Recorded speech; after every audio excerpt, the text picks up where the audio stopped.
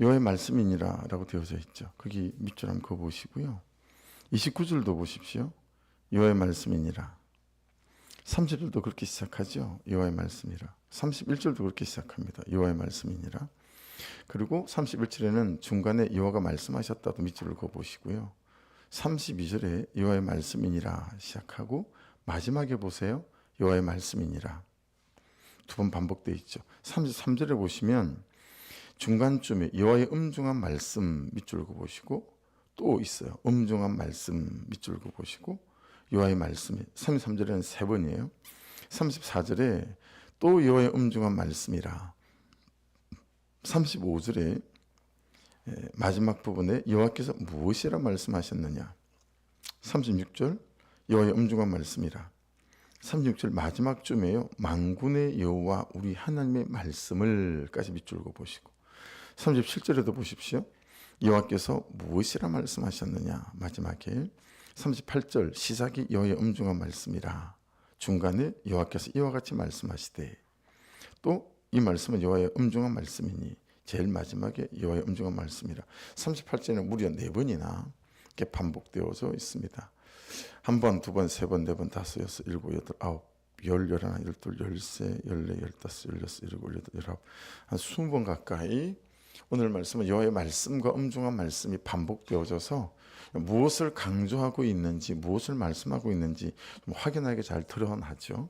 그래서 그렇게 기본적인 토대를 가지시고 말씀을 묵상하시면 말씀이 말씀하시는 바가 좀 더 선명해지지 않을까 싶습니다.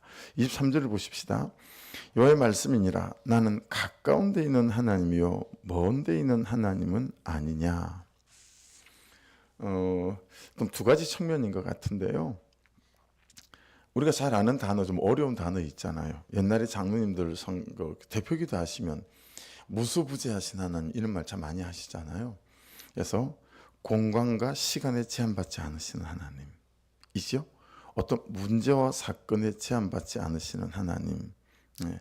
그러니까 여러분 지금 하나님은 난 제한받지 않는다라는 거예요. 그것이 공간이든 시간이든 뿐만이겠습니까? 어떤 사건이든 어떤 현실이든 나는 제한받지 않는다라고 하는 거죠.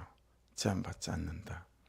그래서 또 다른 의미로는 어떤 존재와 존재의 간격을 말하는 단어이기도 합니다. 어떤 존재와 존재의 간격을 말하는 단어.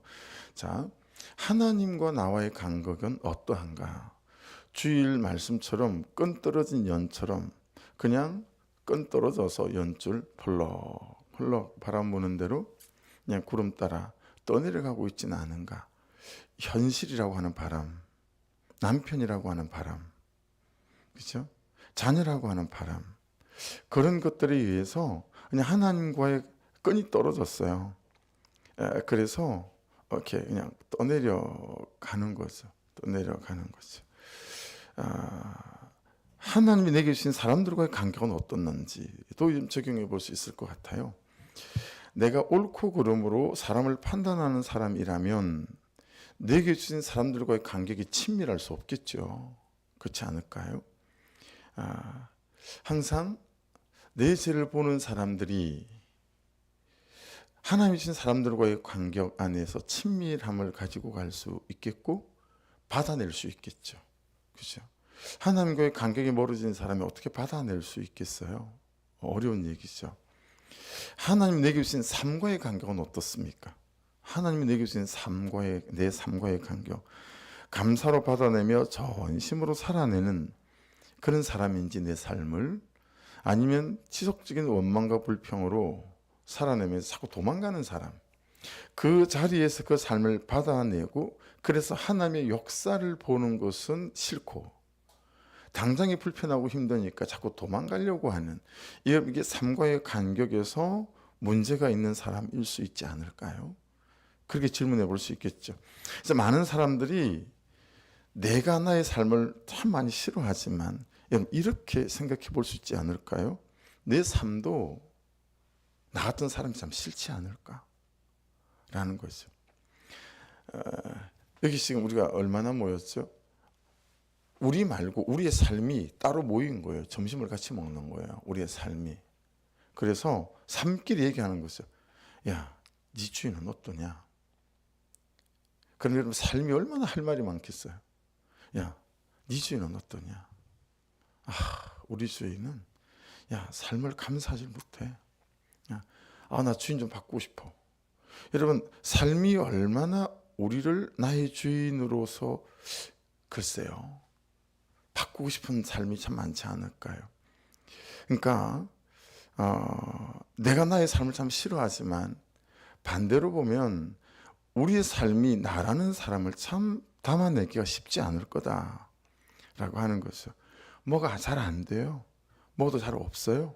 근데 참 붙어가고 감사함으로 받아내고 그러면서 꾸역꾸역 그 삶을 지켜나가가 볼 때 여러분 내 삶이 나를 보고 얼마나 여러분 감격이 있을까요? 그러니까 내 삶이 나를 보고 감격할 수 있는 그런 존재일 수 있다면 참 아름답겠다라고 하는 것이죠. 내 삶이 자동차라면 이 삶에 올라탄 사람이 성실도 없고 감사도 없고 그냥 대충대충 살아내는 거예요. 그럼 내 삶이 얼마나 자기에게 올라탄 이 사람을 그냥 그만 내리십시오라고 말하고 어디 다른 사람 없소? 라고 이 삶을 살아줄 사람을 찾으려고 할까라고 하는 측면에 있어서 여러분 공간과 시간에 제한받지 않으시는 그 하나님이 우리의 모든 삶의 간격 속에 사람과의 간격 속에 다 오셔서 우리를 통치하고 지배하게 되실 때 여러분 우리의 삶에 가장 아름다운 날들이 시작될 수 있음을 믿습니다. 왜 이 거짓 예언자와 이 당대 선지자들이 하나님을 멀리 있는 것처럼 말하는지 아세요? 하나님 멀리 있는 것처럼. 그래서 너희들은 하나님이 멀리 있기 때문에 하나님과 가까이 할 수 없어 라고 사람들이 생각하게 만드는 거예요. 그래야 자기가 쓰임새가 있는 거예요. 그래서 멀리 있는 그 하나님께 말씀을 받는 사람이 나야. 그러니 내가 말하는 건 하나님의 말씀이 잘 들어야 해 라고 뒤에 계속되는 거짓 예언과 거짓 꿈들을 통해서 사람들을 유혹하고 현혹했다 라고 하는 거예요. 근데 여러분 말씀이 말씀하시는 바는 뭐예요? 하나님께서 나 여기 있다라는 거예요. 나 여기 있다. 나는 지극히 너희와 가장 가까운 곳에 여기 있다. 말씀이 하나님이시니 그죠? 요한복음 1장 1절 말씀에 근거해서 요한복음 1장 14절 말씀에 근거해서 말씀이 예수 그리스도이시니 여러분 가까이 있는 이 하나님의 말씀 앞에 저와 여러분이 날마다 읽고 묵상하며 하나님 그분과의 간격이 가까워야 모든 주신 사람과 삶의 간격도 승리하는 간격으로 세워져 갈 수 있음을 믿습니다. 거기서부터 우리가 출발해야 되겠다라고 하는 거죠. 24절 보십시오. 여호와의 말씀이니라 사람이 내게 보이지 아니하려고 누가 자신을 은밀한 곳에 숨길 수 있겠느냐. 여호와가 말하노라 나는 천지에 충만하지 아니하냐. 자 23절이 이런저런 것에 제한받지 않으시는 하나님이라면 24절은 뭐라고 할 수 있을까요? 사람이 내게 보이지 아니하려고 누가 자신을 은밀한 곳에 숨길 수 있겠느냐. 숨길 수 없다라는 거죠. 여호와가 말하노라 나는 천지에 충만하지 아니하냐. 천지에 충만하다는 얘기는 어디에도 충만할까요? 우리의 마음속에도 계신다는 얘기죠. 그래서 여러분 잠언 말씀에는 폐부에 뭐 이런 말씀을 쓰시잖아요. 그러니까 여러분 헤아리시는 하나님이라는 거예요. 헤아리시는 하나님. 24절은 헤아리시는 하나님이세요. 무엇을 헤아리실까요? 내 의도, 내 계획, 내 미시한 감정의 흐름까지 하나님은 헤아리세요. 간파하신단 말이에요. 잘 모르겠어 이런 거 없어요. 무슨 말 하는지 알아듣겠어? 저 왜 저래? 우리 사람을 잘 모르잖아요. 오죽하면 속담이 그죠? 10길 물 쓰고 나라도 한 길 사람 쓰고 모른다고 말하겠어요. 근데 하나님은 그런 법이 없다. 간파하신다는 거예요. 꿰뚫어 보신다는 거죠. 그 말은 결국은 우리가 감출 수 없고 속일 수 없다. 누구를? 하나님을. 그 얘기겠죠. 여기서 드러나는 것이 이제 진심이라고 봐요. 그렇죠? 여러분 산에서 산삼을 캐는 신만이가 산삼을 보는 순간 뭐라고 외치죠? 신받다를 외치잖아요. 여러분, 하나님이 세상을 살피시면서 찾는 것은 진심 아닐까요? 진심이 있는 사람. 자, 그러니 여러분, 그래요. 우리가 엎어지고 자빠지는 삶이 있죠. 그런데 그 삶도 있지만 적어도 우리에게 있어야 될 거는 뭐냐면, 하나님 정말 이 삶을 이기고 싶어요라고 하는 진심이라는 거예요. 그러니 하나님, 이 삶을 이길 수 있도록 저를 깨닫게 하시고, 그리고 하나님 저에게 승부수를 걸게 도와주십시오. 여러분, 계속 진심만 있으면 안 되잖아요. 진심만 알아주세요. 그런 사람들이 있잖아요. 내 진심을 알아주세요. 그리고 태도를 바꾸지 않아요. 살아가는 방식을 바꾸지 않는 것이죠. 맞아요. 진심 너무 중요해요. 그래서 여러분, 정말 진심을 보시는 것 같아요. 그러나 그 진심을 가지고 하나님 앞에 붙어감을 통해서 어느 결정적인 날, 결정적인 순간 승부수를 걸어야 한다. 그래서 더 이상 내 진심을 알아주세요. 그게 아니라 내 삶이 그 진심으로 나아갈 수 있도록 해야 되겠다. 이렇게 또 깨닫는 바가 되는 것 같아요. 하나님을 향한 진심, 말씀을 향한 진심, 주신 사람들과 주신 삶을 향한 진심. 결국 여러분, 이게 어디서 오는 걸까요? 그리고 그 진심을 여러분 어떻게 삶으로 구현, 실현, 살아낼 수 있을까요? 우리가 붙잡고 있는 말씀 그대로예요. 그죠? 요한복음 8장 29절 기억하시죠? 나를 보내신 이가 나와 항상 함께 하시도다. 나는 항상 그가 기뻐하신 일을 행함으로 나를 혼자 두지 아니하셨느니라. 여러분, 혼자 두지 아니하셨다는 얘기는 내가 할 수 없는 결정과 이길 수 없는 정욕과 어떤 습관적인 삶에서 나로 돌아서고 이길 수 있게 만들 수 있는 그 힘이 항상 하나님 그분이 함께 하심으로 내게 있다라는 의미가 될 수 있겠죠. 여러분, 17장 4절은 어때요? 요한복음, 아버지께서 내게 하라고 주신 일을 내가 이루어 아버지를 이 세상에서 영화롭게 하여 싸우니. 어디서부터 시작하죠? 마가복음 1장 35절, 새벽 미명에 아직 밝기 전에 예수께서 일어나 한적한 곳으로 가서 거기서 기도하시더니, 이 세 가지 말씀을 연결하면 어떻게 되냐면 단순한 삶이에요.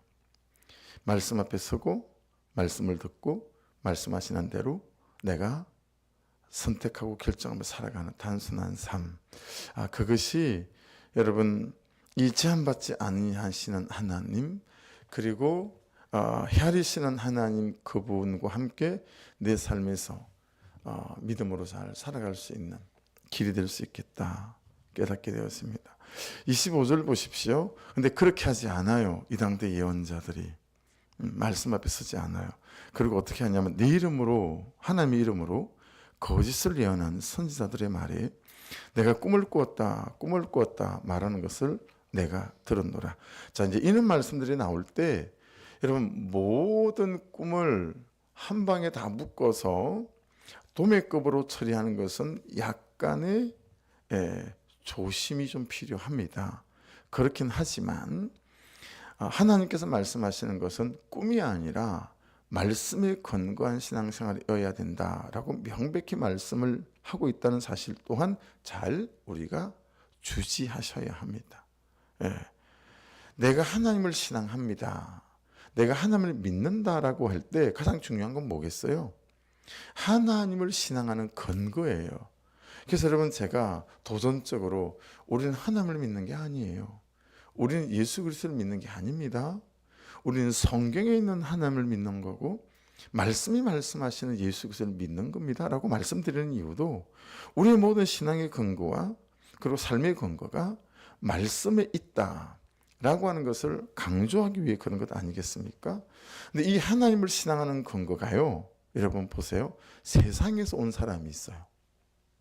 자기 자신의 생각에서 온 사람도 있고요, 자기의 경험에서 온 사람도 있어요. 그러니 이 자기 생각과 그리고 말씀이 혼합되어져서 짬뽕이 되어져서 이게 적당하게 버무려져 가지고요, 자기가 빼고 싶은 건 빼내요.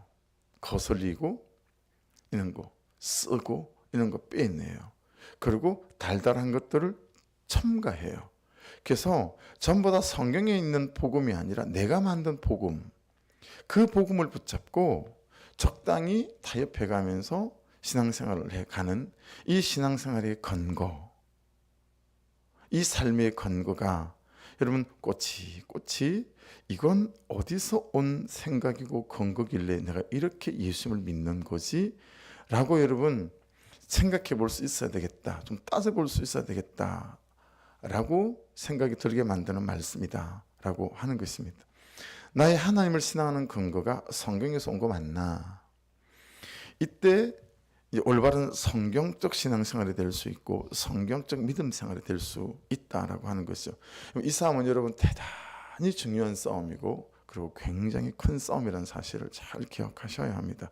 왜냐하면 대부분 우리의 신앙생활의 신앙 방식 또 살아가는 삶의 방식이 여기서 결정이 나기 때문이거든요. 그래서 느낌에 쏘고는 안 돼요. 내 느낌이 성령의 감동인 것처럼 이거 분별해야 합니다. 감동에 쏘고는 안 돼요. 여러분 목회하면서 가장 힘든 사람들 중에 하나가 너무 잘 감동받는 사람들이에요. 이 무슨 뜻이냐면 오늘 아침에 이렇게 말씀하셨대요. 감동받으셨어요. 근데 내일 아침에 오늘 감동받고 선택한 결정들을 다 번복해요. 그 다음 날은 전혀 반대식의 하나님의 감동이 그 사람에게 임해요. 그래서 일관성이 없어요. 남편을 대하는 태도에 있어서 그리고 하나님을 섬기는 방식에 있어서 그냥 일관된 방식으로 그죠? 항상 해오던 방식으로 여전한 방식으로 내 삶의 자리를 지키거나 또 사역의 자리를 지키거나 그리고 내 삶의 자리를 지키지 않아요. 항상 자기의 감정에 연연해서 느낌에 연연해서 자기 감동에 연연해서 그때마다 하고 안 하고를 반복하는 거예요. 여러분 이게 어떤 거냐면 이런 거예요. 나무를 하나 갖다 심어놓고 기분 날 때만 물을 주는 거예요. 물이 없으면 안 되는데 자기 감정에 여러분 감동이 임할 때만 물을 주는 거예요. 여러분 근데 그 나무가 나예요. 나라는 나무가 자라겠어요? 근데 너무너무 이런 신앙생활을 우리가 많이 하는 것 같아요. 예. 나무 한 그루를 산에서 파와서 집에 화분에다 심었으면 꾸준한 방식으로 햇빛도 보이게 만들어주고 그렇죠? 여전한 방식으로 물을 줘야 되지 않겠어요? 근데 그러지 않는 거예요. 감동될 때만 물을 줘요. 느낌이 올 때만 물을 줘요. 이게 그런 거다라고 하는 거죠. 여러분 우리가 신호등을 운전하고 가면서 느낌에 따라 가고 서는 것을 결정하지 않잖아요. 빨간불이면 서잖아요. 무조건 서잖아요. 아무리 지금 싸웠더라도 아무리 그냥 감정이 악하더라도 빨간불이면 서잖아요. 교체로해서. 그리고 너무너무 가고 싶지 않지만 파란불이면 가잖아요. 신호등에 의해서. 말씀에 의해서 가고 섬이 결정이 돼야 되는데 우리는 내 감정과 내 감동에 연연해서 가고 섬이 반복되어진다. 그러니 내라는 이 나무가 뿌리도 잘 못 내리고 결국은 신앙의 연수는 지났는데 잎이 청청하지도 아니하고 그늘도 없고 나그네가 기댈 만한 언덕도 못 되고 그리고 열매도 없고 이런 삶이 반복된다라고 하는 것들을 깨닫게 되어지는 거죠. 자기의 느낌과 자기의 꿈을 자신의 감정을 하나님으로 믿는 사람이 많습니다. 여러분 꿈을 의지하지 마시고 말씀을 의지하십시다. 꿈은 할람이라는 뜻을 갖고 있거든 단어가. 그래서 여러분 원어적 의미는 건강하다라는 뜻을 갖고 있어요. 건강한 사람이 꿈을 꾸나 봐요. 그렇죠? 근데 여러분 어떤 건강하지 않을 때도 꿈을 꾸잖아요. 참 이건 여러분 변수가 너무 많잖아요. 그렇죠? 우리의 신앙적 경험 안에서 꿈이 어떤 하나님의 음성처럼 우리의 삶에 굉장히 요긴한 하나님의 사인이 될 때도 왜 없겠어요. 그러나 항상 우리가 움직이는 것은 말씀에 근거해서 말씀이 내 삶의 방식이 되도록 만드는 것. 그래서 여러분 내 안에 나를 움직이는 내 인생과 삶과 운명을 망가뜨리고 있는 나의 거짓 선지자를 잘 분별하고 찾아내야 됩니다. 내 감정은 거짓 선지자일 때가 너무 많고 내 감동도 거짓 선지자일 때가 너무 많아요. 여러분 말씀이 참 선지자이시니까 항상 그 말씀에 근거해서 비롯해서 거기에서 우리의 삶이 잘 선택되고 결정될 수 있기를 주의 이름으로 축복합니다. 간단치 않은 일이나 이 싸움과 씨름을 잘 해야 되겠다라는 거예요. 그런데 26절에 거짓 예언하는 선지자들이 언제까지 이 마음을 품겠느냐? 그들은 그 마음에 강경한 것을 예언하니라. 무슨 얘기예요? 위장하는 거예요. 위장. 이걸 제일 잘하는 사람이 목사인 이 세월을 많이 살았어요. 하나님의 뜻인 것처럼 말씀을 포장하고 위장해서 성도들을 겁박하는 거죠. 안 할 수 없게끔 분위기와 방향을 몰아가는 거죠. 이거 목사인 저에게 아주 능숙한 기술이에요. 그 세월을 많이 살아온 것 같아요. 그게 좋은 의미죠. 나쁜 의미는 아니에요.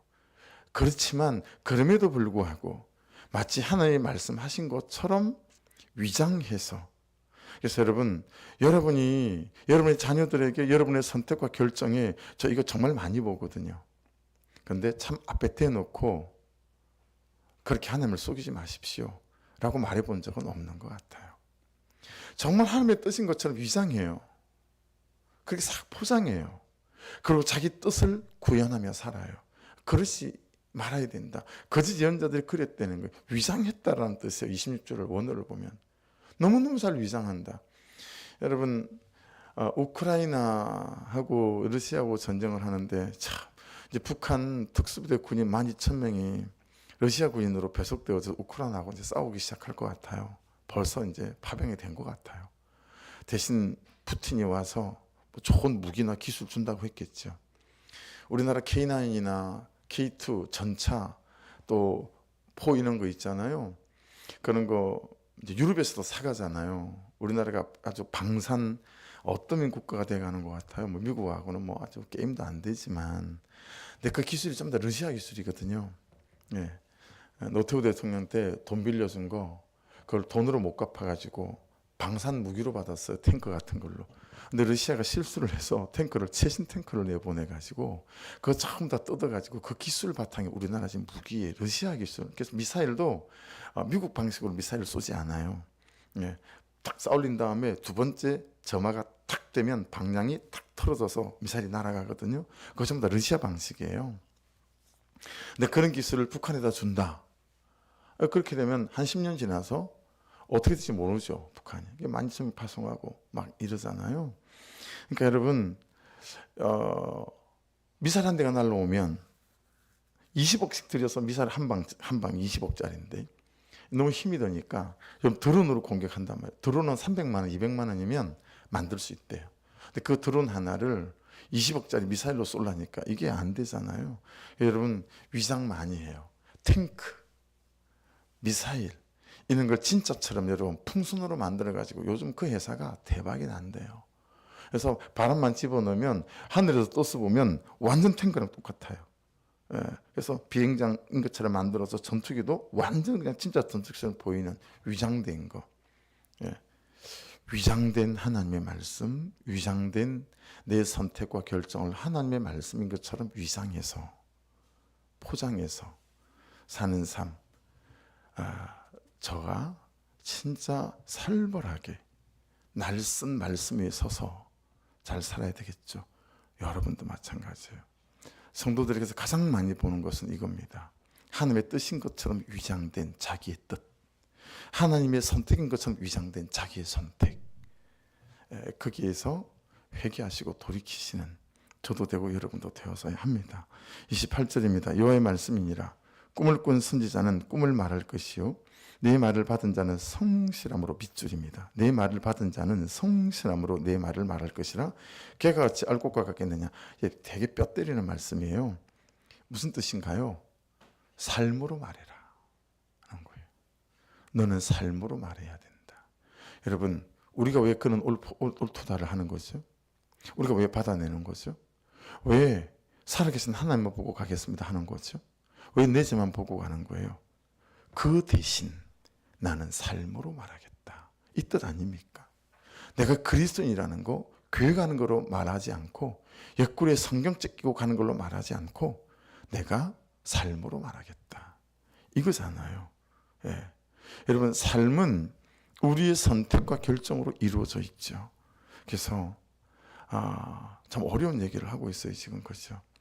여러분, 주일날 요한복음 5장 22절 말씀처럼 숨을 내어 쉬시며 성령을 받으라 하신 것처럼 참 오늘도 은혜가 성령이 우리 가운데 부어져서 여러분 조금씩 반에 반 걸음씩이라도 삶으로 말해가는 그런 은혜가 저와 여러분에게 있기를 주의 이름으로 축복합니다. 다른 말씀들을 참고해서 보시고 30절 보세요. 또 이 말씀이 참 마음에 남아서요. 여호와의 말씀이라. 그러므로 보라, 서로 내 말을 도둑질하는 선지자들을 내가 치리라. 제가 화들짝 놀랐어요. 혹시 내가 하나님의 말씀을 도둑질하는 선지자는 아닐까? 내가 목사로서 말씀을 전하는 사람으로 내가 하나님의 말씀을 왜곡하고 폄훼하고 다 가지치기 하고 우리 성도들에게 이 말은 너무 지나쳐 라고 말하고 걷어내는 게 있을까 없을까요? 있습니다. 있습니다. 그래서 그가 들을 수 있을 정도의 매운 걸 싫어하는 성도들이 있잖아요. 근데 그 성도하고 밥 먹으면서 매운 거 하는 데는 못 간단 말이에요. 약간 덜 맵게 만들고 싱겁게 만들고 그렇게 말씀을 가공하는 도둑질하는 선지자가 나일 수 있겠다. 아니 나이구나. 그냥 말씀이 말씀 그대로 그가 듣든지 아니 듣든지 전하는 게 맞는데 내가 참 말씀을 왜곡하는 사람일 수 있겠다. 이 죄가 보이는 거죠. 여러분은 혹시 말씀을 도둑질하는 선지자들은 아니십니까? 말씀을 곧이곧대로 말씀이 말씀하신 대로 받으시고 지금 내 형편은 아니야. 지금 이 사람과 살면서는 아니야. 지금 이 현실에서는 나는 타협할 수밖에 없어. 여러분 그렇게 말씀을 왜곡하면서 마치 그것이 주의 뜻대로 살아가는 것이냐. 여러분을 속이지도 마시고 하나님을 속이지도 마십시오. 그리고 우리가 다 밑줄 친 여호와의 말씀들이 있으니까요. 그 말씀들을 보시면 오늘 여러분에게 어떤 말씀이 여러분의 이렇게 그물망에 걸려서 또 나를 자복하게 만들지 모르겠으나 이 말씀들 앞에서 오늘은 엄중한 여호와의 말씀입니다. 그 말씀에 따라 저는 저대로 저를 좀 잘 밝혀보고 여러분도 여러분 자신을 잘 밝혀보셔서 잘 분별될 수 있는 은혜가 있기를 주의 이름으로 축복합니다. 기도하겠습니다. 말씀 붙잡고 주여 한번 부르고 기도하시고 하나님 저는 목사인데 제가 왜곡하고 있는 거짓 선지자는 아닐까요? 참 질문하게 되어져서 오늘 말씀이 저한테는 목사로서 태산처럼 참 무거운 말씀입니다. 여러분은 어떠세요? 근데 무겁게 여기지 마시고요. 하나님 단순하게 그냥 할 수 있는 만큼 되어지는 만큼 반에 반 걸음씩 오늘도 말씀을 따라 걸어갈 수 있도록 도와주시고 무엇보다 아버지 말씀을 그렇게 위상하고 막 그러지 않고 안 되는 건 안 된다고 참 목장에서 나눌 수도 있고 그러면서 말씀을 따라가려고 하는 부단한 몸부림 이것을 가지고 주 앞에 좀 나갈 수 있었으면 좋겠습니다. 그렇게 말씀 붙잡고 우리가 기도하고 아버지 하나님 재정이 준비되어진 일 속에 또 교회가 매매되어진 일 속에 하나님 구속사 안에서 이 말씀을 잘 이 현실과 상황을 잘 따라갈 수 있도록 은혜를 부어 주옵소서. 주여 한번 부르고 같이 기도드립니다. 주여